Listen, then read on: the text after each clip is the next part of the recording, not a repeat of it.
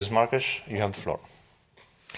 Thank you very much. Thank you to be here with us after the Commission press conference, where, first of all, President van der Leyen and after Commissioner Johannes Hahn had the opportunity to explain the proposal and to give more details on the proposal.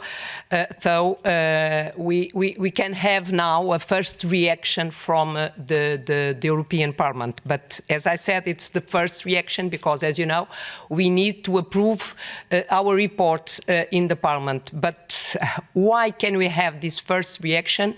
Is because the Parliament adopted last December one INI report, an initiative report, with the position of the Parliament. So we start to this exercise to compare what we had demanded to the Commission and what the Commission is proposing now. And our first reaction is that the Commission had listened to Parliament call. And it's why we warmly welcome the fact that the Commission has proposed change to MFF with more money in places where it is needed. And my first point, as we can see, it's why I need to have so much papers now here with me. We can look to the title of the Commission proposal, and the title is Midterm Revision of the Multi-Annual Financial Framework 21-27. So, and this is clear that it's not a review, it's a revision. It means what the European Parliament was asking for. And it was clear that the review was not enough. And you know also that the European Council, when the debate on MFF 21-27 took place, in the conclusion it's written that no MFF revision. And now we must revise MFF. And we wish that the next European Council will conclude that we need to revise MFF and to start these negotiations with the Parliament. My second point is that we called for additional financing. Our point is always new priorities means new money, means fresh money, and it's the case. So it means we called for additional financing for new political priorities and initiatives since MFF was adopted, and to make up to significant underfinancing and greater flexibility and crisis response capacity so that the budget can finance the response people expected from the EU. The Commission proposal adds around 100 billion to the current MFF, including the extra EURI costs. It means the compromises with the NextGenerationEU. This put the MFF above what the Commission proposed in 2018 and much closer to what Parliament demanded. We will begin our work as soon as possible. It means when the Parliament adopts its proposal. And we want this proposal adopted quickly because the changes being proposed are needed now. But we also need to make sure it covers all the needs. And we expected the Council to begin work immediately, and we can read to sit down with them in a constructive points. I need to say that we trust this Commission proposal, because this Commission, as we know, and as Johannes Hahn repeated during his press conference, this proposal was prepared after Johannes Hahn made a tour de capitale. So the Commission is convinced which is its room of maneuver to put this proposal on the table. And we felt that this is a realistic proposal. I'd like also to underline 2 or 3 points more. The first one is on cohesion.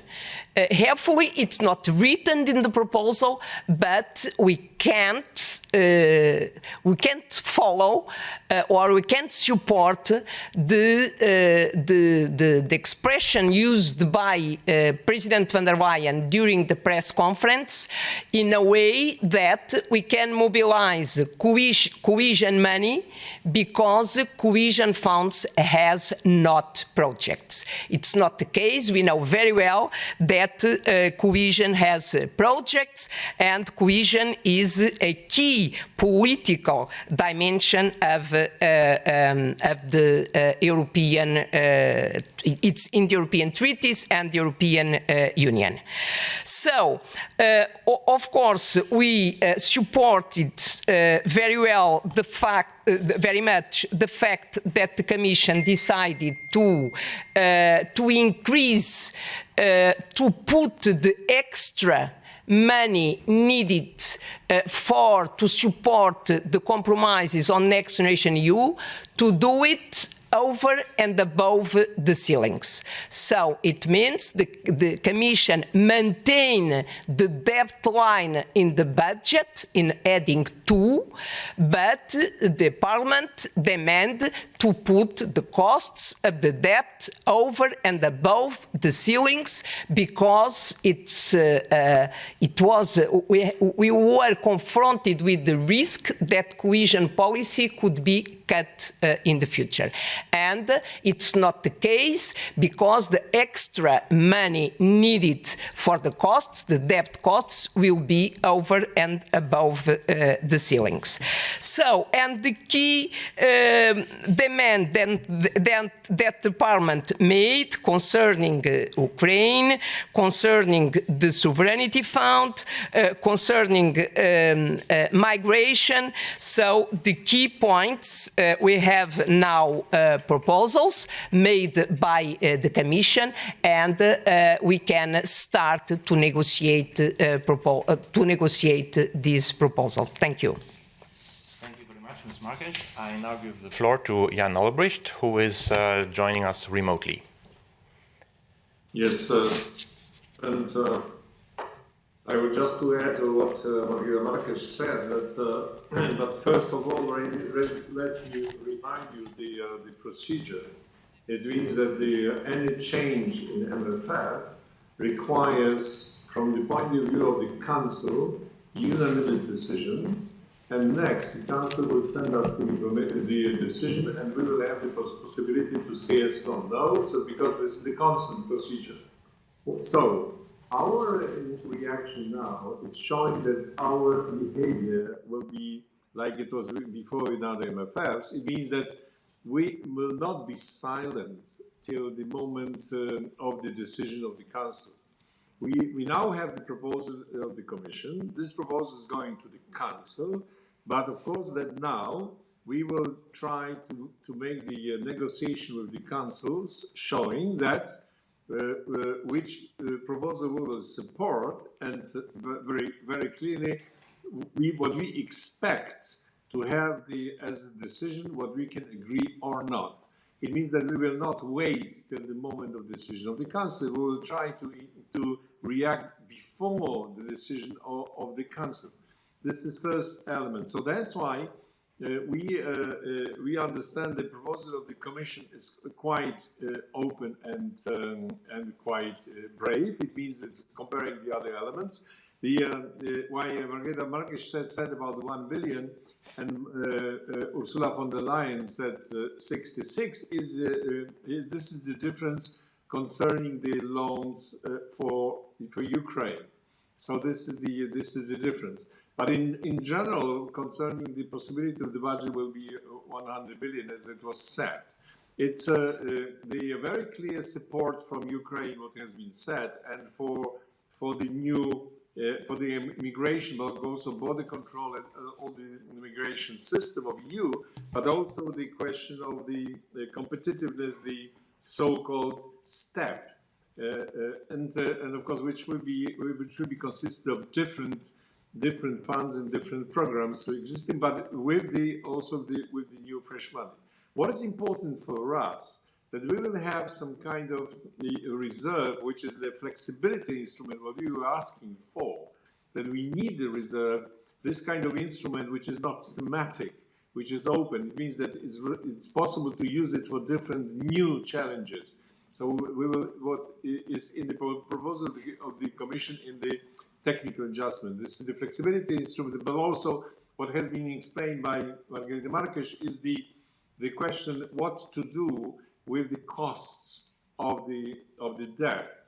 That we will have we keep the main element in the budget, but everything which depends on the changes of the costs of the credit will be as a new special instrument over the ceilings. So I think this is important because we will have several new special instruments which can be mobilized in a situation of absolute need. We will also have the proposal of the heading 7, which is about the cost of administration. We didn't ask for it as Parliament, but we understand that this is absolutely necessary because of inflation, and that's why we will support the approach of the European Commission. So just to summarize, we understand that this proposal is going along our expectations because this is first revision. Next, it's about the fresh money. And of course, we are now interested what will be the reaction of the Council. One thing more, what has been mentioned also by the Commissioner Hahn. The question is about the timetable. Because we as Parliament, as co-legislator, we have to work closely with the Council to prepare the budget 24. This budget 24 should include the changes in the MFF to make it more realistic. So what makes that the decision of the Council should be absolutely as soon as possible to have the decision of the Council, next the agreement of the Parliament, and to be ready before 13th of November. So this will allow us to prepare the budget 24 with the elements of the revised MFF. If this is not the case, probably it will require the different kind of procedure, what's possible, but much more difficult. So the situation is absolutely urgent, and we are waiting for the decision of the Council as soon as possible, but before they will get our position. Thank you. Thank you very much, Mr. Olbrycht. The floor is now open for questions to the two co-rapporteurs. I first of all look to the room. No questions. And I look online. So we don't have any questions. So I think we can close this press conference here. Sorry, there is a question there. Yes, please. Could you state your name and media? Yes, Ian Johnston with the Financial Times. I just wanted to get a bit more detail on the interest payments. Is it right that some of that will be within their current headings, but that there will be a headroom part of it outside of it? And perhaps if you could speak about whether that's a decision you agree with, to have still some of the interest payments within the same heading as other programs. Thank you. Thank you very much for your question. This is, yes, it's not easy to understand. We can say that it's a way how to react to the demands made before by the Parliament, because we were concerned, because it was clear that the money that it was in the budget, in the MFF 21-27 agreed, it was not enough, because interest rates in 2020 were around 0.1, and now it's 3%, so it's more money. There are already different studies, different forecasts on this point, but with different figures, but one thing is clear. What is in the budget is not enough. And the risk, because it's inside heading 2, and heading 2 is just where is Erasmus, cohesion, and so on, and we can't cut these programs. So we were very concerned, and we demand to the Commission to put the Euroline it's the name of the line, over and above the ceilings. The Commission decided to do a balance. It means it maintained the budget, the debt line in the budget in heading 2, and it will put the extra money over and above the ceilings. In my view, this is a good way to do it. Why?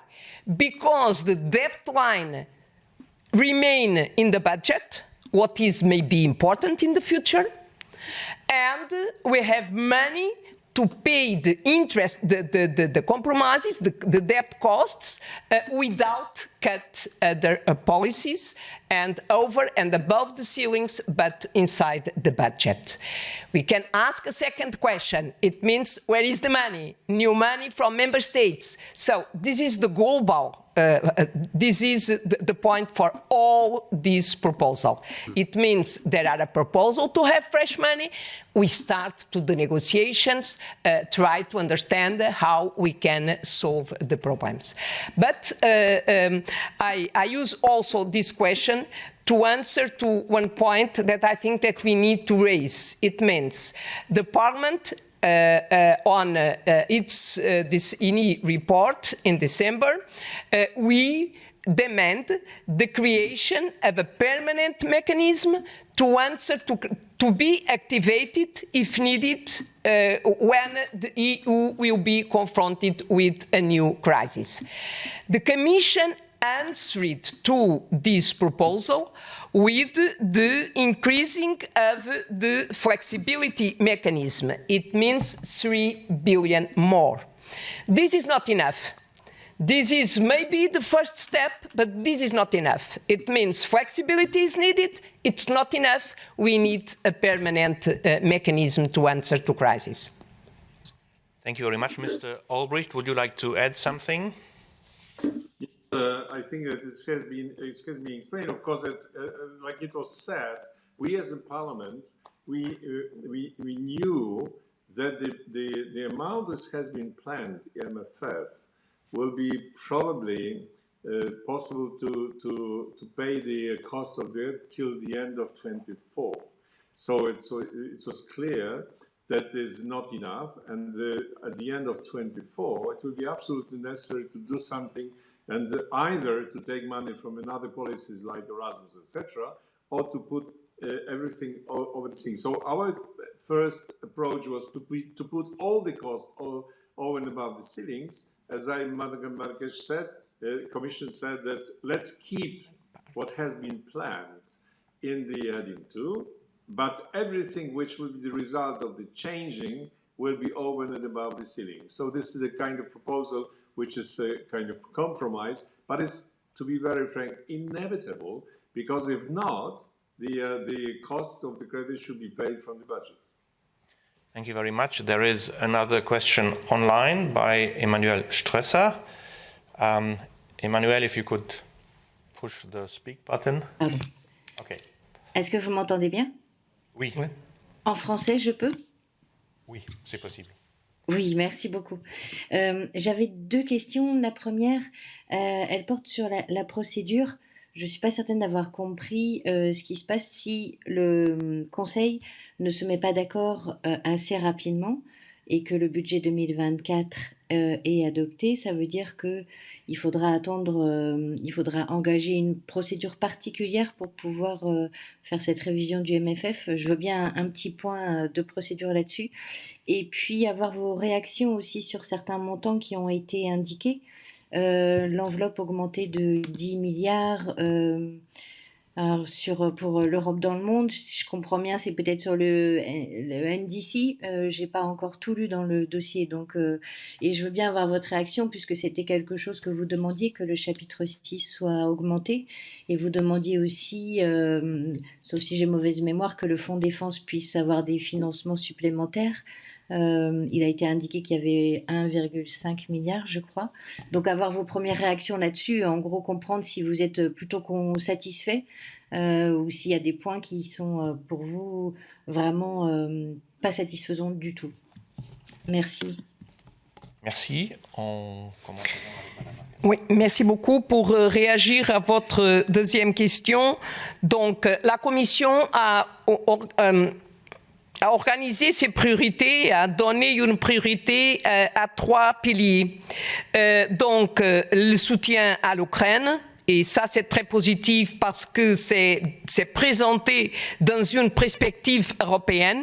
Donc, ça, on va d'une procédure de décision du cas par cas et parfois pour l'addition des positions, des participations des États membres, on passe à une perspective qui est plutôt globale et européenne. Et ça donne une marge de manœuvre pour aller de l'avant, soit pour soutenir l'Ukraine maintenant, soit pour soutenir tous les efforts pour la création d'un système de justice ou de réaffirmer et de consolider l'état de droit, mais aussi des prêts et des garanties pour soutenir l'Ukraine. Mais ce qui est important, c'est qu'il y a ici une perspective globale avec une participation de 50 millions d'euros.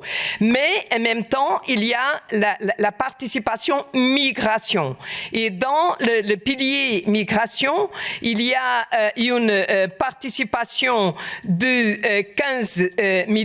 15 milliards. Cela veut dire 15 milliards pour différentes initiatives, soit pour soutenir les États membres dans l'intégration des immigrés et des réfugiés. Et d'ailleurs, nous veillons à que cette dimension intégration soit plus valorisée et surtout pour donner suite, pour avoir le financement nécessaire au pacte pour les migrations. Et donc, ici, il y a dans le heading 4 une augmentation de 2 milliards, surtout pour les challenge migration, pour les défis liés à la migration, y compris le pacte migration. Et finalement, il y a dans le heading 5, il y a aussi, non pardon, c'est pas heading 5, c'est heading 6, il y a une augmentation de 10,5 milliards pour la réponse à la crise humanitaire et aux aides humanitaires aux pays du Sud et aussi pour le mécanisme sur la Turquie. Cela veut dire qu'il y a effectivement une augmentation du NDI-CI, il y a une augmentation, il y a une marge de manœuvre accrue pour la politique de voisinage, soit au sud, soit à l'est, surtout parce que la politique de voisinage au sud a été réduite dû aux besoins accrus de mobilisation de l'argent pour le partenariat à l'est, et donc ça donne ici plus de marge de manœuvre de la Commission. Si vous pouvez répéter la première question, je vous remercie vivement. Madame Stresser, vous êtes encore... Oui, c'est bon. Oui. La première question, elle portait sur la procédure. Comprendre en fait comment ça s'organise entre l'examen du budget 2024 et l'examen de cette révision. Oui, merci beaucoup. Ça, c'est une bonne question parce que, bien évidemment, notre ambition maintenant, c'est de finaliser, de terminer les négociations au moment où il peut avoir une, comment dirais-je, révision automatique, un transfert automatique des principes accordés dans le cadre de la négociation de la révision des MFF et pouvoir importer déjà ces accords pour le budget 2024. Ça, c'est notre premier scénario et notre ambition au Parlement en tant que co-législateur, c'est justement d'être en mesure de respecter ce calendrier. Donc, c'est-à-dire, il serait beaucoup plus facile, vu le calendrier de négociation du budget 2024, d'articuler ça avec le compromis politique sur MFF. Bien évidemment, ça c'est le scénario 1. Si ce n'est pas le cas, la Commission a un scénario B ou un scénario C pour au moment où un accord MFF est réussi et achieved, alors on est en mesure de revoir le budget 2024. Une chose est claire, ce budget 2024, vu l'ambition politique de l'Union européenne, soit au niveau du climat, du digital, du social, de l'autonomie stratégique, de l'énergie, etc., bien évidemment, le budget 2024 sera très réduit si le MFF n'est pas revu. Et donc, je pense que pour les États membres, au moment où ils vont discuter le budget 2024, il sera plus évident pour eux que l'MFF, tel qu'il est maintenant, le current MFF, n'est pas suffisant pour soutenir les besoins financiers de l'Union européenne pour l'année prochaine. Merci. Mr. Albrecht, would you like to add something? Oui, si vous permettez, seulement pour rajouter que la procédure, c'est très clair. Maintenant, le rapporteur pour le budget 24, il prépare le budget 24 sur la base des MFF d'aujourd'hui. Alors, le MFF qui est déjà appuyé et le MFF dans lequel on n'a pas de margine. Alors, mais ça, c'est la situation légale. Bien sûr, les rapporteurs des budgets 24, ils espèrent, comme tout le Parlement, que MFF, ça sera prêt avant la décision concernant le budget, c'est le 13 novembre. Si ce n'est pas le cas, le budget 24 sera sera pas adopté, pas du tout, ou sera adopté sur la base de l'ancien MFF. Et si ce n'est pas adopté, il y a 3 semaines pour la Commission de présenter la position différente. Et bien sûr, maintenant, il y a la possibilité pendant ces 3 semaines que le compromis sur MFF sera aussi accordé. Si ce n'est pas le cas, si encore il n'y a pas de budget 24 parce qu'il n'y a pas de compromis, alors bien sûr il y a la situation de manque du budget 24 alors dans les parties 12e au début de l'année. Il y a aussi la possibilité que 24 sera adopté sur la base de l'ancien MFF et le compromis de MFF, si c'est déjà accordé, peut immédiatement changer, corriger le budget 24. Alors c'est un peu compliqué. La situation idéale, comme c'est dit par Mme Marques, c'est que le Conseil a décidé d'une façon unanime avant novembre cette année, et bien sûr, si le Parlement accepte cette MFF, ça donne la possibilité pour le budget 24. Si ce n'est pas le cas, alors ce sont les plans B, plans C, etc., mais ça veut dire qu'on prépare le budget 24 un peu artificiel, mais qui tout le monde sait que ça sera corrigé, mais dans 2-3 semaines ou 1-2-3 mois. Alors, nous espérons que ça sera adopté avant le 13 novembre. Merci. Merci beaucoup. Donc, nous sommes arrivés à la fin de cette conférence de presse. Je remercie tout le monde d'être venu et à la prochaine fois. Merci. Merci.